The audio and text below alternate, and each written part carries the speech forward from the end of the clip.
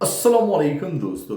Saudi America हालिया deal के बाद कुछ लोग तशवीश में हैं तो कुछ लोग एक्साइटेड हैं कि क्या अब सऊदी अरेबिया भी एक एटमी मुल्क बन जाएगा, क्या सऊदी अरेबिया के पास भी एटमी ताकत आ जाएगी।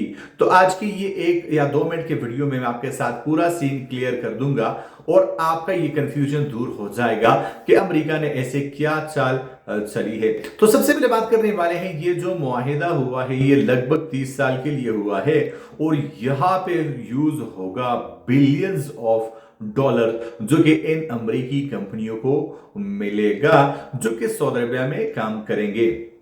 दोस्तों, सऊदी अरेबिया के पास एटमी ताकत आएगी या नहीं, इसका अंदाजा आप इस एक लाइन से लगा सकते हैं।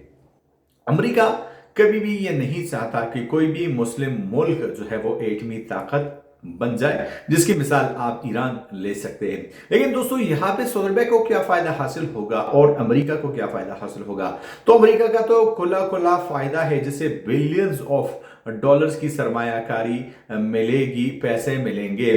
और सऊदी अरेबिया जो है वो ये चाहता है कि उसे कम से कम तवानाई के अल्टरनेटिव तरीके और बिजली की फराहमी के लिए ये जौहरी मंसूबे काम आ जाए। लेकिन बहुत सारे ममालिक ने यह भी खदशा जाहिर किया है कि अगर सऊदी अरेबिया को ये मौके फराहम किए जाए तो वो इन फ्यूचर मुस्तकबिल में एटमी ताकत बन सकता है और एटमी ताकत बनाने के लिए कोशिशें कर सकता है। लेकिन अमेरिका की जानिब से ऐसा टफ मुआहिदा तैयार किया गया है जिससे सिर्फ और सिर्फ जो है वो अमेरिका का फायदा होगा और सऊदी अरेबिया को रत्ती भर फायदा अगर मिल भी जाए तो उससे फिर क्या ही फर्क पड़ेगा।